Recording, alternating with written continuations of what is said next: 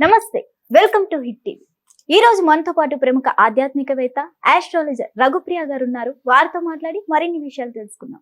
నమస్తే మేడం. నమస్తేనన్నా. బాగున్నారా? Super fine. Madam, అసలు సర్పదోషం అంటే ఏంటి? అసలు దోషం ఉందని ఎలా తెలుసుకోవాలంటారు? Good question. అయితే సర్పదోషము, కాల సర్పదోషము, నాగశాపాలు. నాగశాపాలంటే మనకి దీపావళి సందర్భంలో పండగ అయిపోయిన తర్వాత నాగుల చవితి రోజు ఈ భక్తులందరూ కలిసి చాలా ఊకుమ్మడిగా వెళ్ళిపోయి లీటర్ల కొద్ది పాలు పోసేయటము, ఇలా చేసి ఆ ప్రాణాన్ని చంపినందువల్ల వచ్చిన శాపాలు. తర్వాత లేదా అంటే వాళ్ళ కుటుంబీకుల్లో ఎవరైనా సరే, తాత ముత్తాతలు కావచ్చు, తండ్రులు కావచ్చు, కావాలని పాముల్ని, ఏ పామైనా సరే, నాగపామే కాదు, ఏ పాముల్ని చంపినా ఆ శాపాలు మొత్తం 7 తరాల వరకు అంటుకుంటాయి. ఇవి నాగుల శాపాలు. కాల సర్పదోషము, సర్పదోషము అంటే కనుక ఇప్పుడు వాటి గురించి చూద్దాము. ముందుగా సర్పదోషం అంటే ఏంటంటే, జన్మ కుండలిలో, అంటే ఒక వ్యక్తి యొక్క జన్మ కుండలి, జాతకం రాయిస్తాం కదా, ఆ జన్మ కుండలిలో రాహు లేదా కేతు, ఈ 2 గ్రహాలు లేదా ఇతర గ్రహాలతో, అంటే ఈ 2 గ్రహాలతో పాటు ఇతర గ్రహాలు ఏవంటే చంద్రుడు, సూర్యుడు కలిసి లగ్నంలో పంచమ భావంలో, అనగా అంటే పిల్లలు సంతాన భాగంలో కనుక కలిసి ఉంటే అది సర్పదోషంగా మనం జాతకం చెక్ చేసుకుంటే తెలుస్తుంది. అందులో దానిలో మనకి కనబడుతుంది. అయితే వీళ్ళు కూడా దృష్టి కానీ, యుతి కానీ, లేదా పాపగ్రహాలతో సంయోగం చెందడం ద్వారా కూడా సర్పదోషాలు అనేవి ఆ జాతకుడికి ఉంటాయి. అది మన ప్రత్యేక జాతక పరిశీలన చేయించుకుంటే కనబడిపోతుంది. తర్వాత అసలు ఇవి ఎందుకు వస్తాయి? సర్పదోషము, కాలసర్పం అనేది ఎందుకు వస్తుందో తర్వాత చెప్తాను. ముందు సర్పదోషం చెప్తాను. ఇది ఎందుకు వస్తుంది అంటే కనుక, గత జన్మలో నాగదేవతల్ని అవమానించడము. ఇప్పుడు మన చైనా, రష్యా దేశాల్లోనూ మనకి కూడా వైరస్ పాకింది. పాముల్ని చంపేసి పాముల్ని కూడా వండి తినేస్తున్నారు. అది సరదాగా తినేందుకు బానే ఉంటుంది, కానీ పర్యవసానము చాలా దారుణాతి దారుణంగా ఉంటుంది. కాబట్టి వాళ్ళు ఏదో పాటించారు, మనము అదే చేసేద్దామని చేస్తే కనుక పర్యవసానం కానీ, ఆ పాపాలు కానీ అది అనుభవించడం చాలా కష్టం. నవ్వుతూ, చేస్తూ, ఏడుస్తూ అనుభవించడం అవుతుంది.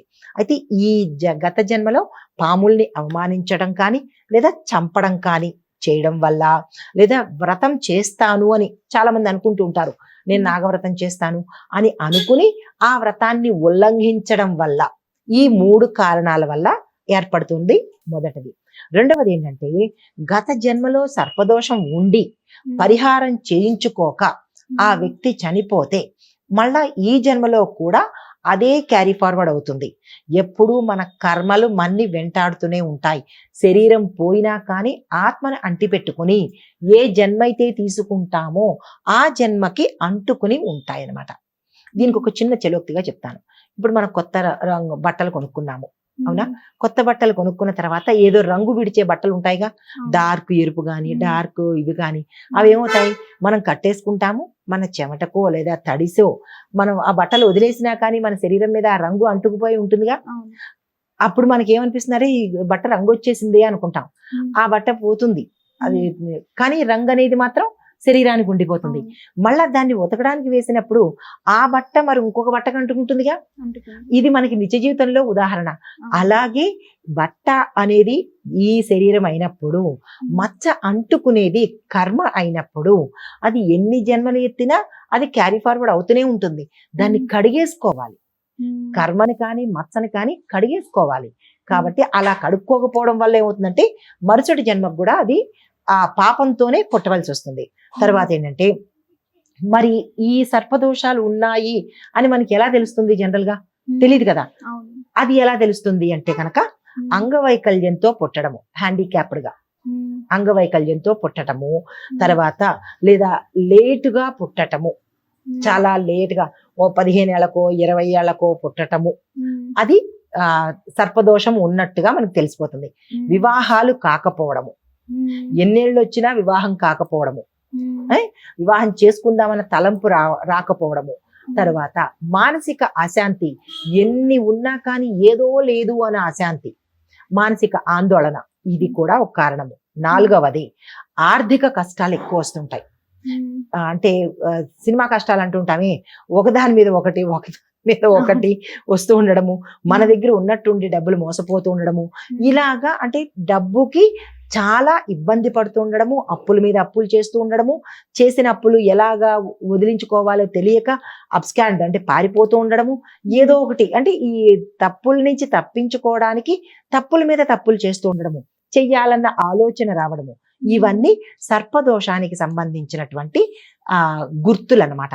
దీంతో పాటు అనుకోని ఆటంకాలు, మనకి ఏ పని చేసినా తొందరగా కాకపోవడము, ఆటంకాలు ఎదురవుతూ ఉండడము, నష్టాలు వస్తూ ఉండడము, ఇలాంటివన్నీ అది కూడా ఒక పాయింట్. నాలుగోది ఇంకా లాస్ట్ లోది ఏంటంటే, కుటుంబంలో ఎవరో ఒకళ్ళు మంచం ఎక్కుతూ ఉండడం, ఆ మంచం ఖాళీ అవుతుంది అనగా ఇంకోళ్ళు ఎక్కి కూర్చుంటూ ఉండడము, అంటే ఆ మంచం ఎప్పుడు ఖాళీగా ఉండదు.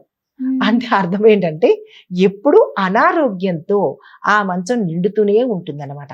పిల్లలో, పెద్దలో, నడివయసు వాళ్ళు, ముసలి వాళ్ళు, ఎవరో ఒకళ్ళు ఆ సమయంలో అనారోగ్యంతో ఉంటూ ఉండడం అన్నమాట.